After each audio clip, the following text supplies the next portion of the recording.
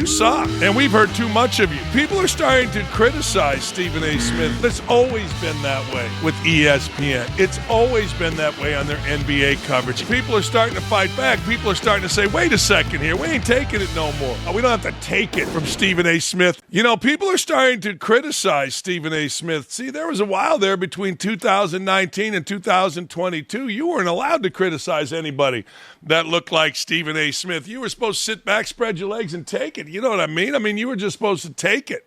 You were just supposed to, like, spread those butt cheeks and, like, oh, man, take the punches in the face. Whatever analogy you want to use, we were just supposed to take it and take it and take it, but you couldn't say anything. He could insult white people. He could insult anybody. We were supposed to take it. And that ain't good. No, that ain't good. Now, people are starting to fight back. People are starting to say, wait a second here. We ain't taking it no more. We're not taking it no more. We're not taking any of this no more. You suck. And we've heard too much of you. And we're tired of you yelling and screaming. And people like Awful Announcing in other places are like, we ain't taking this crap no more. I'm not going to be a punching bag for you. We're not just going to sit there and let you do to us what you have done to us for years. No. The world is a different place now. And people are starting to wake up, meaning people are starting to treat others as they get treated, meaning people are no longer going, hey, man, equal but special treatment. No. The world is seeing it. Nobody, and I mean nobody was a better example of that than Bob Myers. Bob Myers is a former general manager of the Golden State Warriors during their heyday. He put together a dynasty, basically, and he did it by outsmarting a lot of people. Steph Curry was drafted after the Minnesota Timberwolves drafted two dudes at point guard. One was named Johnny Flynn, the other Marco Rubio. Most of you have heard vaguely of both of those, but not quite like Steph Curry. He drafted Draymond Green, while Larry Bird was drafting Miles Plumlee. I didn't say Mason Plumlee. I said Miles Plumlee. The bad Plumlee, or the middle Plumlee, the oldest but not as good Plumlee. No. Bob Myers put together a juggernaut, and he had to sit there and listen as Stephen A. Smith yelled and screamed and ranted and raved while knowing nothing, hiding the fact that Smith knows nothing. Myers looked miserable being forced to sit on the set alongside Stephen A. Smith, who actually knows, well, basketball. Bob Myers does. He does. Bob Myers knows hoops. Stephen A. Smith doesn't. Stephen A. Smith just yells and screams and talks, and he had to listen to Stephen A. Smith rant and rumble without ever offering any unique insight. Not even one unique insight, not ever one analysis. Didn't know half the time who the hell the players were. And it was the draft. Your only job is to know what the players are, what the team needs. Bob Myers did, but you never know it because Stephen A. Smith had to yell and scream. Bob Myers was not alone in his disgust for the NBA draft's footwork, for the NBA draft's broadcast, for the NBA draft's footprint on that draft on ESPN. It was awful. It was terrible. And there was a ton of embarrassing moments. Let's go through it. Number one, there's the many faces of Bob Myers. Now, you know what's going to happen. I know what's going to happen. No. You could probably do this with anybody, anytime. Like Davey sits there and has to listen to this show, be ready to jump in. I guarantee you his faces look the same, so I get it. This isn't necessarily the fairest portrayal, but what did happen during the Bob Myers, Stephen A. Smith set sitting was that you could clearly tell that Bob Myers was like, pictures don't really tell the word. And when Smith started yelling and screaming and then once in a while trying to beat Bob Myers in, Myers was like half asleep. Oh, okay, yeah, whatever. You know what I mean?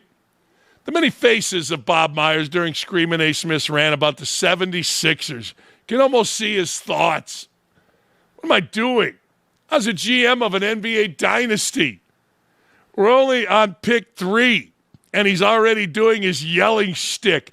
You could see it clear as day, and I get a kick out of it now. Oh, wait a second. Others are starting to chime in. Nick Wright, who is one of Stephen A. Smith's protege on Fox. Hey, man, you know what? ESPN needs to stop putting Stephen A. Smith on every event. He is not needed for the NBA draft. You got staff that's been following college ball all year, far more knowledgeable. You know who the happiest person is? Andrea Carter. Andrea Carter, like, never played in college, says she got hurt. Andrea Carter literally is the ultimate DEI hire. Andrea Carter is so arrogant, she calls the boss of ESPN Jimmy. Well, I'll just call Jimmy Patero. That's how arrogant Andrea Carter is. And 90% of you don't know who Andrea Carter is. So let's put all the focus on Smith where it belongs. But Andrea Carter, we know you're horse shit too. We know you are the ultimate DEI hire. Ultimate. But anyway, here's an X-user. Why is Stephen A. Smith on ESPN's NBA draft telecast? I don't know anything about the prospects being picked. It would be nice if we could get breakdowns of their games by someone who has watched them. There's no doubt about it. See, the best in the draft was always Fran Fraschilla, but Fran Fraschilla is a middle-aged white guy. Fran Fraschilla doesn't yell, scream, rant, rave, and act like an idiot. He knows every foreign player. Seth Greenberg on radio knows every current player, but you can't do it because, well, you got to have some brothers. You got to have my brother. You got to have loud. You got to have stupid. And, oh, by the way, they're paying to do $20 million a year, which is the dumbest deal in the history of television. I still say this. Can anybody show me where First Take is the highest-rated show in the morning, like Smith claims? Can anybody show me where Stephen A. Smith makes the money back that he's being paid? Anybody.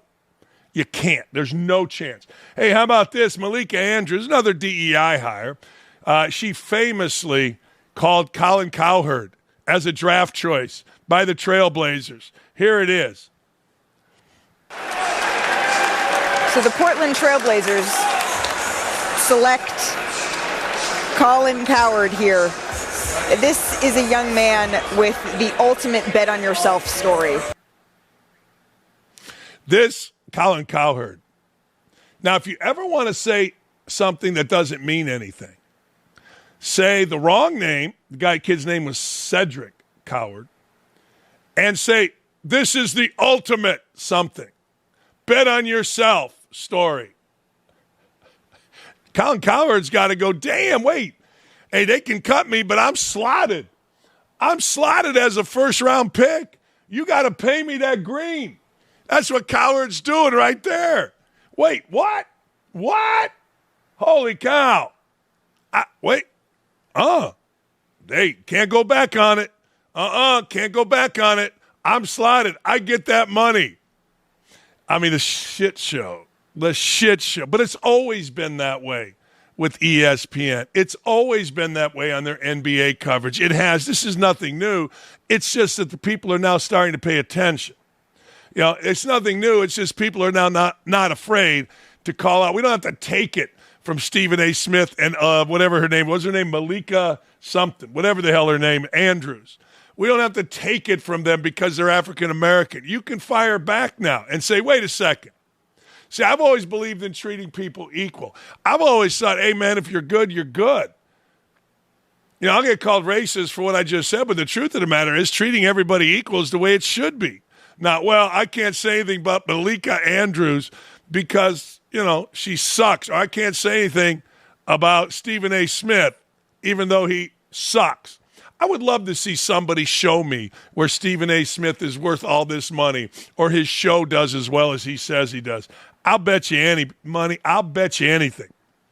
See, one of the things that many don't understand, but if you worked at ESPN, you do understand. Back in the post-George Floyd era, they got rid of a lot of producers that had been there a long time in the name of diversity. They hired others, and you see it on their broadcasts if you know what to look for. I personally don't. But when you sit with Mike Tirico or Bart Fox or Scott Johnson, longtime guys, you see mistakes. How about this one? That's Ace Bailey. That's not Cooper Flagg. See, that doesn't happen at ESPN, but it has happened a ton post-George Floyd. DEI rules at ESPN. They know, many have said to me privately that work in front of the camera and behind the camera, there is no meritocracy. Show up. Let me get a look at you. You're not hired. Yep, you're hired. And then you get a ton of mistakes like that. Literally sitting with Mike Tirico, Scott Johnson, and Bart Fox taught me so much, and they showed it to me. No, it's really funny. Here is Bill Simmons in his lispy voice talking about the NBA draft coverage. Toronto took Colin Murray-Boyles, leading Kendrick Perkins. I didn't know which telecast to watch. It was like, do I take this samurai sword and jam it into my temple, or do I take this chainsaw and saw my leg off? I couldn't figure it out. They took Colin Murray-Boyles, and Perk said they have the pieces in their top 6 team in the East. And at that point, I started looking for a third ESPN channel, but there were only 2 covering the draft. There wasn't a third one, at least one that I couldn't find. But I didn't mind that pick. And then Malawach at 10. And then we had a trade, and then the draft started getting really weird. Cedric Coward, Memphis, moves up with Portland. Malika calls him Colin Coward, which was exciting. I thought Colin Coward got drafted for a second. I love the analogy. Let me just take a samurai sword and jam it in my ear. A lot of people say, "Oh, let me just fill my pockets with rocks and walk into the river." It's terrible. No, it's really terrible. There's nothing interesting, and it's not going to change because ESPN doesn't have to change. You all watch. Here's my way of watching the draft. True story. I don't watch. It's like the NBA or the NCAA selection show. They're going to tell us. They're going to tell us who got drafted. I mean, I'm going to watch, and I'm going to go, yeah, okay. That's who they drafted. I mean, it's bad. And it's so bad that even the liberal sites, even the ones that protect Stephen A. Smith and have taken it from Stephen A. Smith for years and years and years with all of his grandiose bullshit. Now all of a sudden he's playing solitaire in-game. Why? Because he doesn't have to pay attention. He knows. Let me look at a stat sheet. All right, Halliburton had 32. Halliburton's a new star. That brother can play. Halliburton had 2. Man, Hallie can't. It's bullshit. It's stupid. And you're onto it now. Good for you. Hey, you enjoying the show? Of course you are. Every day we bring you the best, and we do it with a smile on our face and a purple shirt. How about that? That's right. Make sure you head on over to youtube.com/@OutKick/videos to like, comment, and, of course, subscribe. That way you'll never, ever, ever miss any of our great content. A friend of the show, I guess he's a basketball icon, Jay Bilas, has made headlines when he stated, if you prefer college basketball over the NBA, it's not for the basketball. Well, I'm never that guy. I don't judge people for what they like. There are a lot of people that like the camaraderie, which makes Bilas' point accurate. His point is, if you are going to really watch basketball, then you got to watch the NBA. Now, I would argue there are times, most times actually, non-NBA playoff times, where it simply becomes a game of horse. The game that I went to 2 regular season games this year of the Pacers. No, 3. One of them, the Pacers decided they weren't going to play any defense. The other one, the Pacers decided against Nikola Jokic, not only were they not going to play defense, they really weren't going to move the ball. And Jokic was going to stand there and dribble it and get 19 assists. The other one was dynamite. Just a matter of what night you take. I can see both sides. I can see where people go, man, I love the energy of college basketball. I love the fact that we throw it inside. We don't jack up 172 threes. But if you're watching for skill, Jay's totally right. Here's what Jay Bilas had to say about it. I'm impressed with both. I mean, I don't want to make it sound like I don't love everything about college basketball. Yeah. I do. But if you prefer, like I believe this, if you prefer college basketball over the NBA, it's not for the basketball. It's for something else. It's for a team affiliation or the different college atmospheres that are unique. But one thing I learned this year that I did not know or had not experienced, let's put it that way. I've done a lot of amazing college games in the Garden, in Madison Square Garden. It doesn't compare to a Knicks game when the Knicks are good. No way. Like it's ridiculous how good that is. not just on the floor, but the atmosphere and everything around it. It was awesome. So like I don't feel badly saying the NBA is a better basketball product than college, but college is amazing. They're two unbelievable things, but I think it'd be foolish for me to pretend like, well, college is a better game. It's not. The NBA has bigger, faster, more athletic guys. Seth Greenberg always says in college they make open shots, in the NBA they make tough shots. Yeah, I don't disagree with Jay at all. I really don't. But I will say this, depending on the game you go to and when the Pacers are good in the playoffs, there is not one single college environment when you combine that with the play on the court that matches it. We have Mackey, we have Assembly Hall here, and they're unbelievable environments, as good as there is in the world, really, for basketball. But when you combine what happened in Gainbridge, Game 6 of the NBA Finals, with the play on the court, not close. Not close. Look, Braden Smith is maybe going to be the college basketball player of the year going in, and he won't turn a tap in the NBA. Maybe not even make a team, probably won't. The difference is just startling. And Jay is not wrong. And again, people love college because, I went to Purdue. I went to Indiana. I went to Duke. Look at the Cameron Craig. Yeah, you're right. It's great. But when you combine the talent on the court, the athletic ability, the skill, it's not even close. And then when you get in the playoffs and the atmosphere, it's not even close. Now, I live in a basketball state. And because of the Pacers last year run to the Eastern Conference Finals, people got excited, and every game was pretty good. Every game was a great environment. But Jay's right. This isn't 1976 where everybody hates the league. No. You hate the league, but you don't hate it because of how good the basketball is. Maybe you get tired of the three-point shooting. I get it. But these are some skilled dudes, man. Really, really skilled dudes. Hey, kudos to Pablo Torre. At some point, you got to give a guy who has literally failed at every chance he's been given, and he's only been given chances because, he's a minority. Failed at every one. He is the Latinx Bomani Jones. Give him a show, screws it up. Give him a show, nobody watches. Put him on the radio, no one listens. But he's trying really hard now. And good for him because there's money in podcasting. He is one of our lead wokies. He is. He's King Woke to Mina Kimes Queen Woke. Although they're kind of double-A division. No one really takes him serious. But Pablo Torre has now shifted from covering Bill Belichick's love life and his relationship with Jordan Hudson. He was doing that religiously. Now he's taking aim at the NFL. Smart. There are enough wokies. There are the Mike Florios of the world that will want to interview about this take. Listen to this. Torre is now claiming that he's being watched. What's Pablo Torre up to? And that the NFL is monitoring my media appearances. What are you talking about? If you're any good, the NFL monitors them every day.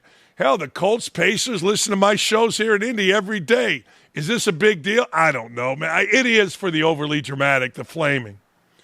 After he released a report that alleges NFL owners colluded to suppress guaranteed contracts for veteran players in the wake of Deshaun Watson's awful, fully guaranteed $230 million contract. Look, I get it. Collusion is not supposed to be right. But I think NFL owners are smart if they did this. I think they're brilliant if they did this. Hey, man, don't be pushing this market up crazy for these idiots. Come on, be smart here. You're going to give a contract to Johnny Manziel as a first-round pick. All right, we get it. Coming out of college, he was something. But that ain't the same of giving the mad, massager, Deshaun Watson, a full and guaranteed $230 million. Let's not be doing that shit because the next idiot that comes down the pike is going to be asking for more money. Let's not be giving Carson Wentz all that green. Smart. Here's Torre. I would say that as the NFL is monitoring my media appearances, which they are, I just like that they had to listen to that as well. Which they are. The way...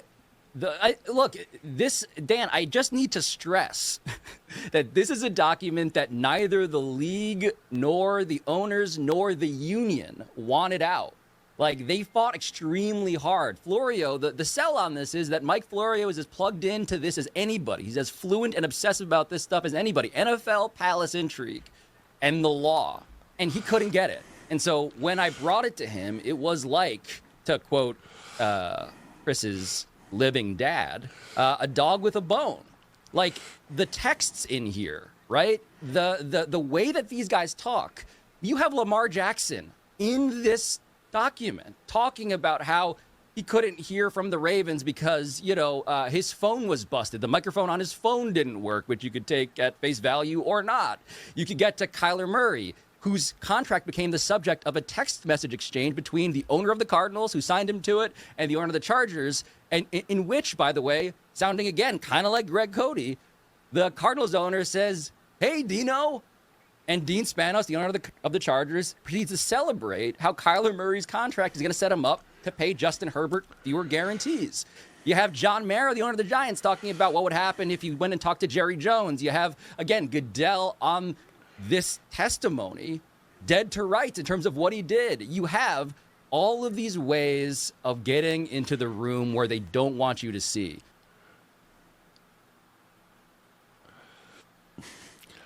Okay, there, Pablo Torre. Super reporter. Here's Doug Gottlieb on Torre's reporting. Pablo Torre as a guest is amazing. Pablo Torre as a host at times can be a little exhausting, and I'll tell you why. He's way too smart to be talking about sports. And he is searching so bad for that, aha, gotcha, that I think he's being disingenuous, or he's frankly misusing the idea of collusion. Collusion between NFL owners would be, hey, guys, let's everybody keep the guarantees low. Don't tell anybody, okay? But let's make it look like the guarantees are high, or make it look like we just don't have the money, or make it look like whatever we want to make it look like. They didn't do that. You're allowed to talk with people in your industry about what you're paying somebody. How do I know? In my industry, as a college basketball head coach, we absolutely talk to one another.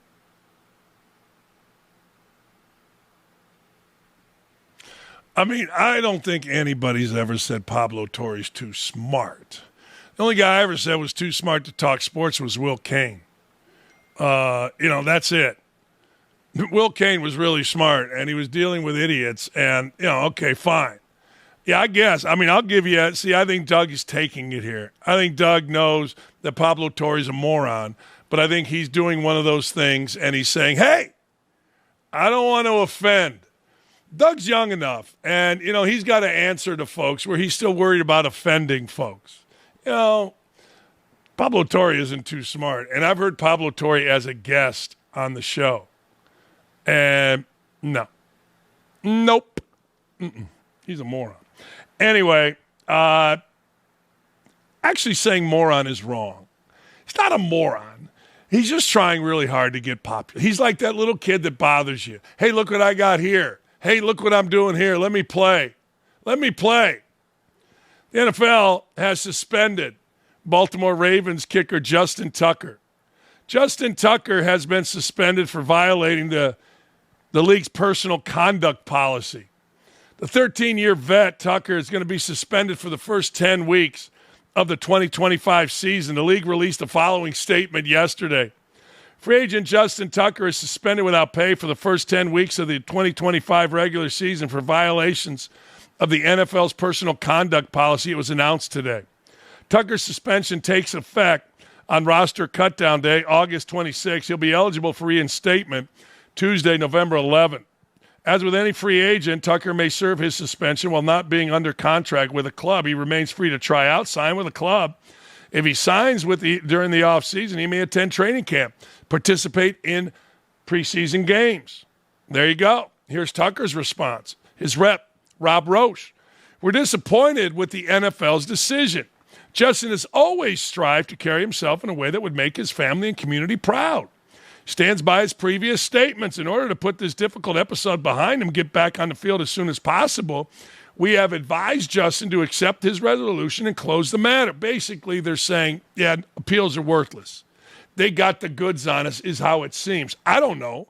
You don't know. I mean, this isn't like Ray Rice where there's a tape. But you know what? I guess take your medicine and move it along.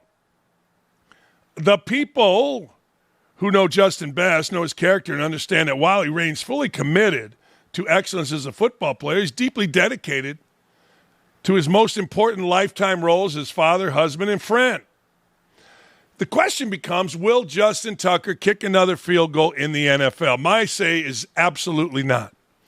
My thing is, you know what? I just don't think people need it. If this was Justin Tucker of 5 years ago, I think a team would say, yo, here's what we're going to do. We're going to bring you in, we're going to sign you, but we're not going to tell anybody, and we're not really going to sign you. We're going to do this clandestine, and we and you are going to work behind the scenes to clear you. We and you are going to work behind the scenes to clean this up. I don't know what cleaning it up means in drug cases or problem cases with, 20-something-year-olds. Usually they go to rehab. Usually they go to anger management, sexual counseling, whatever it is. I don't know. But this is the Justin Tucker that struggled this past year. Nobody's messing with Justin Tucker. In my opinion, could be wrong. This might be like George Clooney and Rosie O'Donnell and Nancy Pelosi all saying Donald Trump will never be president. But that's what I feel. I feel like Justin Tucker, ain't happening. I don't think it's going to happen. I think he's done. I don't think he'll ever play again, kick again in the NFL. Maybe you think different. Let me know. These things don't go away this quick. Hey, 10-game suspension, away you go. Maybe.